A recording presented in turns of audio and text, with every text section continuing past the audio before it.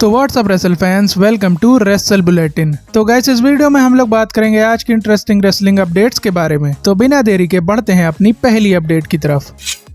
अपनी सबसे पहली अपडेट जुड़ी है शॉर्ट्जी से, जो काफी टाइम से इंजरी की वजह से WWE से गायब है। तो अपनी इंस्टा स्टोरी पर शॉर्ट्जी ने इंजरी की अपडेट शेयर की है, जिसमें उन्होंने नी कप थेरेपी की पिक्चर शेयर की और लिखा है कि उन्हें अभी कुछ और महीने लगने वाले हैं रिटर्न करने के लिए। तो हो सकता है कि शॉर्ट्जी अब सीधा रॉयल रंबल में ही हम लोगों को देखने को मिले। नेक्स्ट अपडेट जुड़ी है WWE पर लगे नए इल्जाम से। तो guys, AEW president Tony Khan लगातार WWE पर रेसलर्स के कॉन्ट्रैक्ट टेम्परिंग का इल्जाम लगाते हुए आए हैं और अब WWE पर एक नया इल्जाम लग चुका है और वो ये है कि WWE की वजह से AEW को भी रेसलर्स को ज्यादा पेमेंट करनी पड़ती है, क्योंकि WWE को अगर कोई रेसलर चाहिए होता है तो WWE उस रेसलर को उसके कॉन्ट्रैक्ट की वैल्यू से ज्यादा पैसे ऑफर करती है ताकि वो रेसलर WWE के साथ डील साइन करे, और AEW को WWE से कम्पीट करने के लिए उस रेसलर को और भी ज्यादा मनी ऑफर करना पड़ता है, जैसा उन्होंने विल ऑस्प्रे के लिए किया था, जिससे AEW को काफी ज्यादा नुकसान झेलना पड़ता है। तो भाई, ये नया रंडी रोना कह सकते हो AEW का, क्योंकि अब इनको WWE के पास जो मनी पावर है उससे भी प्रॉब्लम होने लगी है। और ये रोना धोना करने के बजाय अगर टोनी खान AEW के कंटेंट को बेटर बनाने की ओर ध्यान देंगे तो उससे AEW को ज्यादा फायदा होगा।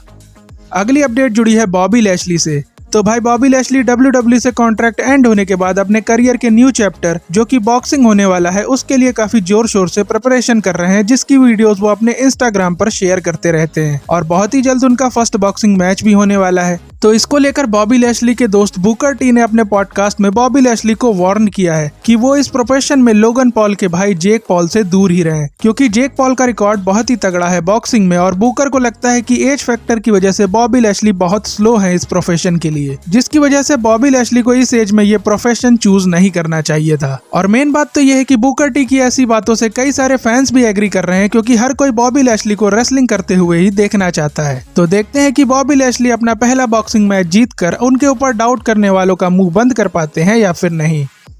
नेक्स्ट अपडेट रिलेटेड है रोंडा राउजी से। तो भाई, रोंडा राउजी ने रिसेंटली एक इंटरव्यू में अचानक प्रो रेसलिंग छोड़ने का रीजन बताया, क्योंकि राउजी ने WWE लीव करने के बाद ROH में अपना डेब्यू तो किया था, बट वहां से उन्होंने अपने रेसलिंग करियर को कंटिन्यू नहीं किया, जिस पर राउजी ने आंसर दिया कि WWE में काम करते हुए उन्हें न्यूरोलॉजिकल इंजरी फेस करनी पड़ी थी, जहां पर न्यूरोलॉजिकल इंजरी का मतलब ब्रेन में हुई इंजरी से होता है, जिसकी वजह से उन्होंने आगे रेसलिंग छोड़ने का डिसीजन लिया, क्योंकि उन्हें लगता था कि हेड शॉट्स और बम्प्स की वजह से ये इंजरी और भी ज्यादा खतरनाक हो सकती है, जिसकी वजह से अपनी लाइफ में उन्हें काफी ज्यादा प्रॉब्लम झेलनी पड़ती। और इसके बाद जब इंटरव्यू में रोंडा राउजी से ये पूछा गया कि WWE में कोई ऐसी फीमेल रेसलर है जिसे फेस करने के लिए वो दोबारा WWE में अपना रिटर्न करेंगी, तो इस पर रोंडा राउजी ने रिया रिप्ली का नाम लिया और उनकी काफी तारीफ की और ये भी रिवील किया कि रेसलमेनिया 39 में ये मैच होने के चांसेस थे, बट अनफॉर्चुनेटली ऐसा नहीं हो पाया था, बट फ्यूचर में ये मैच जरूर पॉसिबल हो सकता है। और इसके अलावा कुछ दिन पहले रोंडा राउजी ने ट्रिपल एच के अंडर WWE में काम करने की इच्छा भी बताई थी।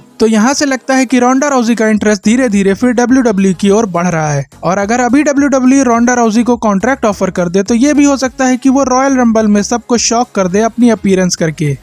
नेक्स्ट अपडेट रिलेटेड है NXT के पेपर व्यू नो मर्सी से, जहां पर शॉन माइकल्स अपने शॉकिंग डिसीजन से WWE फैंस को झटका दे सकते हैं। तो भाई, जो लोग NXT फॉलो नहीं भी करते हैं उन्होंने भी जो हेनरी का नाम तो सुन ही लिया होगा, क्योंकि वो इस टाइम काफी ज्यादा पॉपुलर चल रहा है और इसी पॉपुलैरिटी के चलते इन्हें NXT चैंपियनशिप के लिए मैच भी मिल गया है, जो कि नो मर्सी में होने वाला है। और अब रिपोर्ट्स ऐसी आ रही हैं कि फैंस के तगड़े सपोर्ट की वजह से ही TNA के साथ कॉन्ट्रैक्ट में रहते हुए भी जो हेनरी NXT चैंपियन बन जाएंगे, क्योंकि ये काफी ज्यादा आई बॉल्स को अट्रैक्ट करेगा TNA और NXT के क्रॉस ओवर के लिए, क्योंकि अगर जो हेनरी जीत गए तो वो NXT चैंपियनशिप को TNA के शोज पर भी ले जाएंगे और ये WWE की हिस्ट्री में पहली बार होगा कि उनकी चैंपियनशिप किसी दूसरी कंपनी के रेसलर ने जीती हो। तो अब देखना काफी ज्यादा इंटरेस्टिंग होगा कि शॉन माइकल इस डिसीजन को फाइनल करके WWE यूनिवर्स को शॉक करते हैं या फिर नहीं।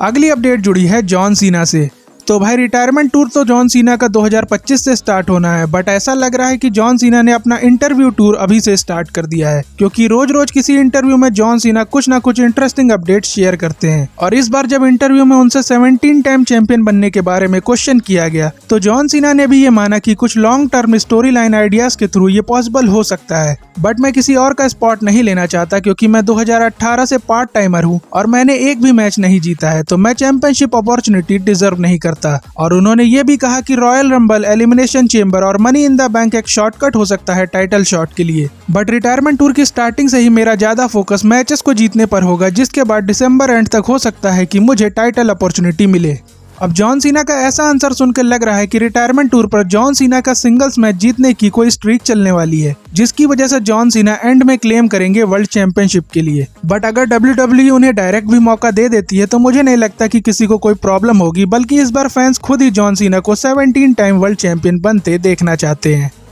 अगली अपडेट जुड़ी है हल्क हॉगन की बायोपिक से, जिसको लेकर एक बैड न्यूज सामने आई है। तो भाई हल्क हॉगन की बायोपिक को लेकर पिछले साल से काम चल रहा था और हल्क हॉगन का रोल प्ले करने के लिए क्रिस हेम्सवर्थ AKA थॉर ने बल्क करना भी स्टार्ट कर दिया था। बट अभी ऐसी न्यूज आ रही है कि हल्क हॉगन की बायोपिक के सारे प्लान्स ड्रॉप हो चुके हैं क्योंकि मेकर्स अब इसे बनाना नहीं चाहते हैं, जिसकी वजह से रेसलिंग फैंस काफी ज्यादा निराश हैं क्योंकि इस बायोपिक में WWF एरा में बैक स्टेज पर क्या क्या होता था ये सब जानने को मिल सकता था, बट अब अनफॉर्चुनेटली ऐसा नहीं होने वाला है।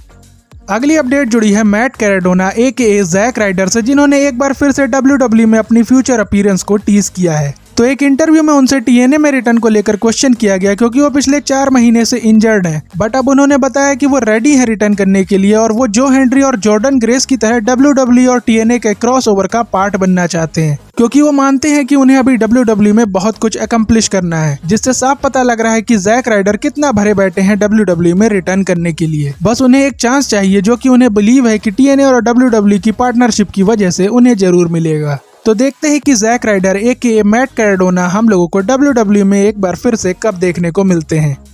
अब बढ़ते हैं अपनी फाइनल अपडेट की तरफ, जो अंडरटेकर से रिलेटेड है। तो गाइज अंडरटेकर रिसेंटली एक इंटरव्यू शो में आए थे जहां पर उनसे WWE के upcoming pay per view bash in Berlin में अपीयरेंस को लेकर क्वेश्चन किया गया, जिस पर शॉकिंगली अंडरटेकर ने मना नहीं किया बल्कि टीज किया कि वो बैश इन बर्लिन में आ सकते हैं। और उनका रिप्लाई भी आप लोग स्क्रीन पर देख सकते हो, जिसमें वो ये बताना चाह रहे हैं कि वो पॉसिबली वहां हो सकते हैं और रिटायर लाइफ में उनको रिंग में परफॉर्म करने के बराबर तो पैसे नहीं मिलते हैं, बट उनके पास अभी भी चॉक स्लैम और पंच है जो वो ऑफर कर सकते हैं। तो भाई अंडरटेकर का ऐसा आंसर सुनकर लगता है कि उन्हें ऐसी वन टाइम अपीयरेंस करने में कोई भी प्रॉब्लम नहीं है। तो हम लोग एक्सपेक्ट कर सकते हैं कि बैश इन बर्लिन में अंडरटेकर का गॉन्ग हम लोगों को सुनने को मिल सकता है। और ऐसा भी हो सकता है कि ऑस्टिन थ्योरी और ग्रेसन वॉलर जब बैश इन बर्लिन में क्राउड को परेशान कर रहे हो तभी वहां पर अंडरटेकर आ जाएं और दोनों को चॉक स्लैम ठोक दें, जिसकी वजह से रेसलमेनिया के बाद एक बार फिर से हम लोगों को अंडरटेकर की अपीयरेंस देखने को मिल जाए।